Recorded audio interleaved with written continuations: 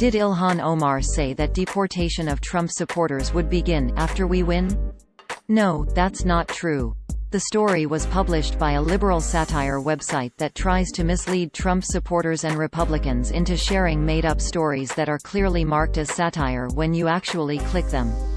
Articles from the site are frequently copied by foreign-run fake news websites. The people liking and sharing these stories are enriching foreign website operators or a liberal from Maine via the ad revenue generated with the content, which is probably not what they expected or wanted. The story originated from an article published by Taters Gonna Tate on November 24, 2019 titled Ilhan Omar, After We Win, Deportations of Trump Supporters Begins, which opened, quote, "Democrats prove that they are nothing more than fascist scum every day. They want to restrict or take away all of our constitutional rights and freedoms, and they demonstrate this desire every day."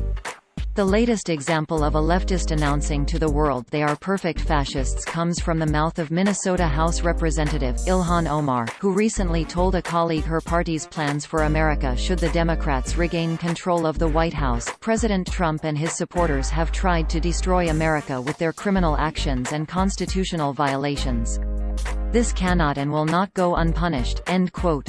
Users on social media only saw this title, description and thumbnail. Quote, Ilhan Omar, After We Win, Deportations of Trump Supporters Begins. Democrats prove that they are nothing more than fascist scum every day. They want to restrict or take away all of our constitutional rights and freedoms, and they demonstrate this desire every day. End quote. The story was posted under two categories named Muslamacy Bacony Goodness Satire and Satire and/or Conservative Fan Fiction on a page with several satire disclaimers and logos that were prominently visible. In addition, the page had an image of dancing potatoes in the header, so it is quite clear to even a casual observer that this was not a real news website. The site is part of the America's Last Line of Defense network of satire websites run by self-professed liberal troll Christopher Blair from Maine, along with a loose confederation of friends and allies. Blair has been in a feud with fact-checking website Snopes for some time now and has also criticized other fact-checkers in the past who labeled his work fake news instead of satire. In reaction to this, he has recently rebranded all his active websites and Facebook pages so they carry extremely visible disclaimers everywhere.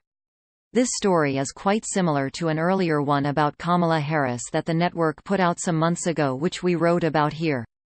Quote, Fake news, Kamala Harris did not say, "After we impeach, we round up the Trump supporters." Led stories. Did Kamala Harris threaten to round up Trump supporters, and did she hint she would put them in prison camps after President Trump was impeached? No, that's not true. The story was published by a liberal satire website that tries to fool Trump supporters and Republicans into sharing made-up stories that are clearly marked as satire when you actually click them. End quote. Every site in the network has an About page that reads, in part, quote, About satire before you complain, and decide satire is synonymous with comedy. Satire sati, are noun the use of humor, irony, exaggeration, or ridicule to expose and criticize people's stupidity or vices, particularly in the context of contemporary politics and other topical issues. Everything on this website is fiction. It is not a lie, and it is not fake news because it is not real. If you believe that it is real, you should have your head examined. Any similarities between this site's pure fantasy and actual people, places, and events are purely coincidental, and all images should be considered altered and satirical. See above if you're still having an issue with that satire thing. End quote. Articles from Blair's sites frequently get copied by real fake news sites who often omit the satire disclaimer and any other hints the stories are fake. Blair has tried to get these sites shut down in the past, but new ones keep cropping up. Here is a video of Blair explaining how his process works. If you are interested in learning more about Blair and the history of his sites, here is something to get you started. Quote, The Ultimate Christopher Blair and America's Last Line of Defense Reading List, Lead Stories Story Updated. Check for updates below.